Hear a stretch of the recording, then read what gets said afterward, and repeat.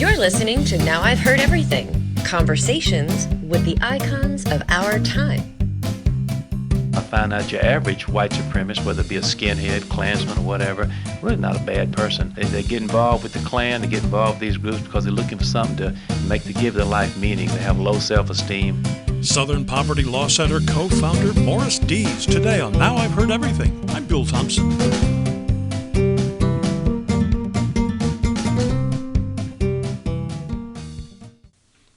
How did the son of Alabama sharecroppers, some of whose family members were openly racist, become one of the country's most prominent voices against white supremacy? His name is Morris Dees, and in 1971 he co-founded the Southern Poverty Law Center, the SPLC. During his decades-long legal career, Dees established himself and the SPLC as protectors of many groups, including African Americans and immigrants. In 1991, Dees wrote a memoir, a book about himself, his career, how he got started, the SPLC, and what it was all about. His book was called A Season for Justice, and he and I met that spring to talk about it. So here now, from 1991, Morris Dees. I had won a number of pretty large cases that affected the white supremacy movement in America. Things are changing in this country, and we have a rising tide of racial violence. And I wanted to write down my feelings, how I'd changed from being a son of a sharecropper in Alabama to turning against the mores of my community and taking on these type cases. And I felt that so many young people today needed an inspiration, a direction in their life, a bit of courage, so to speak, to step out and say what they feel and believe. Why did you ultimately choose to become a lawyer instead of a clergyman? Why aren't you in the pulpit today? Oh, my daddy told me to try to find something to do to make a living, and he thought being a preacher wasn't too good a way to make a living. And also, he was a cotton farmer, and he told me that, try to find something that boll weevils couldn't get into. And he had a friend that was a lawyer that had a good, sturdy job, and so he thought that was a good way to make a living. Actually, I went to law school to make money, and when I got out, I fortunately started a little business in college, and that turned into a pretty big national business. I sold to the LA Times Mirror. But all during this time, though, my conscience was pricked by what was happening around me in the South in the 50s and the 60s, and how my father had set good examples for me. He was no integrationist. He was no liberal. He just was a man that gave blacks dignity, something they didn't get from other people in the South at the time. And my uncles were pretty much racist. My grandfather was a member of the Ku Klux Klan, and so I had to look at both sides of it. So when I got out of law school, and some of the people that came around to my office for help were blacks I grew up with and worked in the cotton fields with. And in order to help them, I had to really go against some of the things in my community, like filing a suit to integrate the Alabama State Troopers right after they attacked the blacks at the Selma Bridge. They had 650 whites and no blacks, and a buddy of mine applied for a job, been an MP in the military, black guy, came back, and they wouldn't even take his application. So we sued and integrated with a 1-for-1 hiring ratio, the first one in the country. Something you said a moment ago that you initially went to law school for the money. It seems like a lot of people do that. And I suspect there's nothing wrong with initially going thinking that you will someday make a lot of money, but at what point must a lawyer develop a conscience and say, I've got to put my knowledge and my skill to good use? Well, first of all, I have no problem with people making money, even lawyers who are out practicing 30 years. It's important to make money to pay the bills and to be able to do some of the other things. I feel that these big corporate lawyers that making $200,000 and $300,000, $400,000 a year, God bless them. But on the other hand, when they have the opportunity to give some pro bono service or to maybe give good advice to that corporation they're representing when dealing with issues such as environment, pollution, and governmental problems, I think that you don't have to throw everything down and run off and set up some kind of nonprofit law institute in order to do good service. Must you be careful when you're writing a book like this so that you don't come across sounding like you were the only one back then, the only white person who cared for the Negroes, and boy, I was right there when you guys were marching. Well, quite frankly, I wasn't right there when he was marching. I stood on the street and watched Dr. King, and in fact, I didn't have the courage to stand out in the street. It took time. I had to develop my attitudes. I had to break away from some of the things. There were many white, courageous people in the South that stood up for black people and paid a dear price for it. Harding Carter, who was the editor of the Greenville Times Mississippi newspaper, won a Pulitzer Prize for stepping out, but his newspaper paid a dear price in terms of losing advertising at the Times, and now he's a hero. I don't claim to have been the first there with the mostest. I kind of developed along the way. The dramatic part where you're standing up in front of your congregation asking for help for the church where the 4 little girls had been killed. Right. I guess you'd say the devil made me do it. I don't know what. This was 1963, and I promise you I hadn't filed any civil rights suits. I didn't parachute in as an ACLU lawyer. I kind of developed along the way, as I said. And I went up before my church. I was really touched by this 1963 bombing of that church. In my little white church out in the country, I told them a fellow Baptist church had been damaged and asked them if they wouldn't give some help. And they said, oh, sure. But when I told them which one it was, they told me that it was none of our business. We ought to stay out of that. And before, in 1955, when I was at the University of Alabama, Emmett Till was killed in Mississippi, the black man from Chicago, black youth who went there and supposedly whistled at a white woman. They killed him, threw him in a cotton gin in the Tallahatchie River. I wrote a letter to the editor back then saying that, that's just not right. Now, I was a segregationist like every other boy that grew up in the South that was white, farm like I was. But there was something about justice that didn't sit well. And they printed that letter, too. They did, and I got some nasty hate letters from that, but that didn't turn me into any kind of liberal or anything like that. I doubt if I'm a liberal today, quite frankly, though. I try to do what's fair for blacks and whites. Fairness theme seems to run throughout the book. I see that from the first page to the last. You do have a very powerful conscience. Well, I guess it's growing up in a small community where you see all kind of folks, Bill. You see poor and rich and drunks and sober people and Christians and non-Christians and 1 or 2 Jews running around there. And I guess you just learn that there's a little merit in everybody. I filed the first reverse discrimination suit in the United States because an all-black board of education down in a county in Alabama that's predominantly black didn't want any white teachers that worked for them sending their kids to private schools. And I was, pretty much run out on the rail by the blacks. They thought I was, betraying them. But I tried to tell them that they're doing nothing more to the whites than the whites did to them when they had power.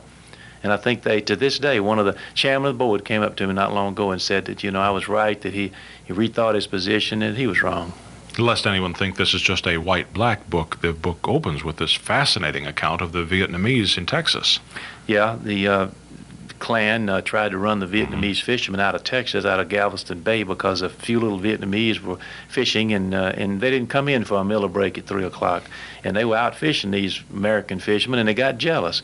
They wasn't causing any more problem than anybody, but it's just somebody different down there, looked different.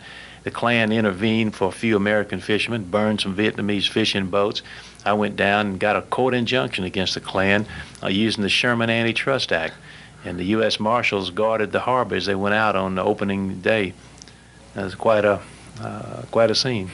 How did it occur to you to use a law that had never been applied in a case like this before? Well, I threw everything I could into the lawsuit, and that was just one the judge thought about. Well, there is a law that says you can't have an illegal restraint on trade, and the Klan and their allies were out harassing the Vietnamese, scaring them, burning boats, threatening them, and that was a restraint on free trade. And I think one thing about being a lawyer who's not necessarily a civil rights knee-jerk liberal lawyer is that you look at more than just what you learn in law school on civil rights. I mean, I look at all kind of laws, whichever one applies, and I try to apply all those laws. One thing I found frightening in reading your book is that so many of these people that you're fighting in court, the people who are intimidating one group or another, some of them are jerks, but some of them are very intelligent people. Well, I think some of the leaders are intelligent, and I close my book by saying that I wish I could reach those people. I think if they could be a positive force for good. Also, I find out your average white supremacist, whether it be a skinhead, Klansman, or whatever, really not a bad person. They get involved with the Klan, they get involved with these groups because they're looking for something to give their life meaning. They have low self-esteem, cause some family problems and whatever. And I've won some of my biggest cases by having some of the leaders of the groups turn against the other leaders. I just got a $12.5 million verdict against a white Aryan resistance, Tom Metzger in California, for the killing of a young black man up in Portland, Oregon. And the vice president of that group, a 21-year-old skinhead named Dave Mazzella, came forward, testified for us, and is now living a pretty good life away from Tom Metzger and the war group. Well, some of those people, it strikes me, just fall under the whatever the charismatic spell of whoever is leading the group, and they're malleable enough to say, well, yeah, I guess that's right. Well, a lot of it's people gather together in groups, get a certain amount of prestige, making up for empty spaces in their lives, and looking for somebody to blame for their own failures. This has been the story of fascism since time immemorial. How would you, if you're looking back on it now, in the latter part of your book, when you put the excerpts in the italicized paragraphs that you say you didn't find out about until after the fact, if you had known then, during that time, that plots were being made against your life, that money was changing hands, that assassins were on their way, would you have done anything different? I'd have got some protection. I'd have probably find me a rock to hid under for a while.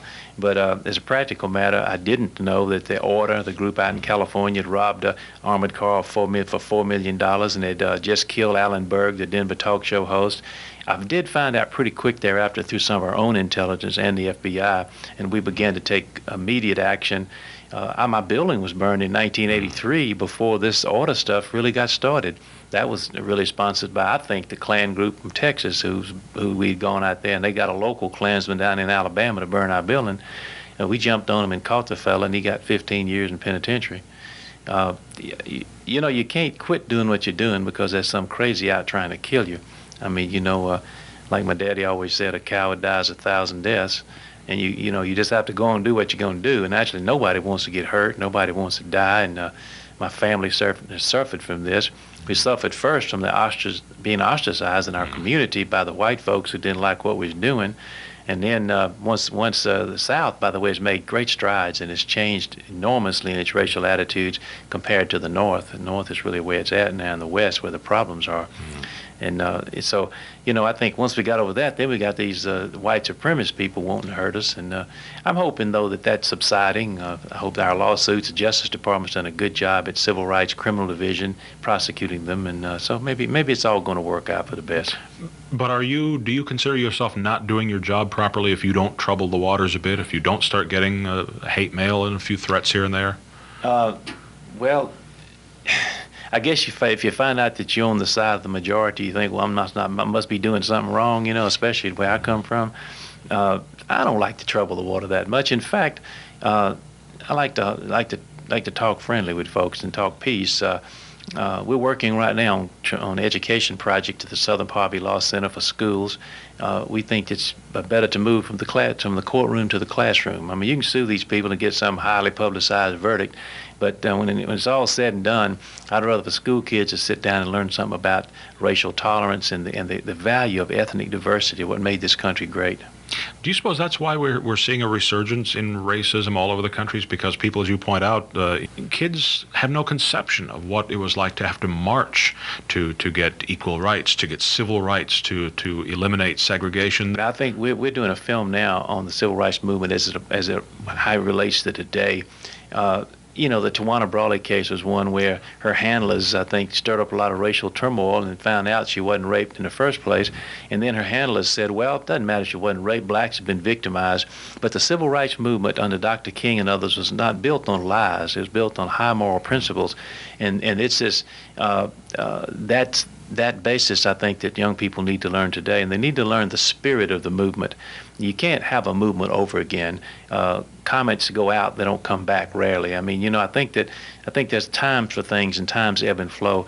The new movement, so to speak, is going to be one where young people will decide to learn to understand each other's value based on individuals and not on the color of their skin. And I promise you, that's not easy. I like to think that the client that I represented that meant most to me was Mrs. Donald, whose son was lynched by the Klan, an elderly black woman who went in the courtroom face to face with the Klansman that had lynched her son, and he stood up in front of her in the courtroom. He was being sued along with the others and begged her forgiveness. She looked at him and said, "Son, I've already forgiven you." So it's that kind of justice. It's higher than any court can render. It's a love that we talk so much about but know so very little of, that's going to solve our problems. And it's a woman who's lost her most precious possession can look into the face of the man that killed him and have that kind of spirit that Dr. King would have had.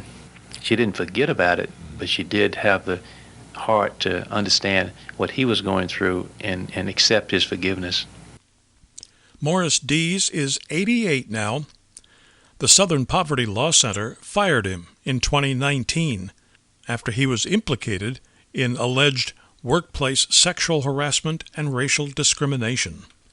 Now, you can get your copy of A Season for Justice by Morris Dees by tapping the link in our show notes or by going to our website, heardeverything.com. We may earn an Amazon commission if you make a purchase. While you're at heardeverything.com, don't miss my 1994 interview with another well-known attorney who's taken his share of potshots for the people he's defended, William Kunstler. Pickets around my house, bullets fly through the downstairs window, bullets in the mail, hate messages on my answering machine. If you're going to do these kind of cases, you got to anticipate and expect that and hope to live through it. And my 1998 conversation with the civil rights icon, Congressman John Lewis. When I was growing up, I saw those signs that said white men, colored men, white women, colored women, white waiting, colored waiting. I saw segregation. I saw racial discrimination. But because of the civil rights movement, those signs came tumbling down, and those signs would never, ever be seen again. And of course, we post new episodes of Now I've Heard Everything every Monday, Wednesday, and Friday. And you can find us everywhere you listen to podcasts. And thank you so much for listening. Next time on Now I've Heard Everything, to mark this week's Anthony Bourdain Day, we'll revisit my 2004 interview with Anthony Bourdain. The way we order food in the restaurant business is, as much as we would like you to believe that we're down at the fish market sniffing fish every morning and squeezing vegetables at the produce market, in fact, most of us phone in our orders to answering machines late at night in a semi-drunken state. That's next time on Now I've Heard Everything. I'm Bill Thompson.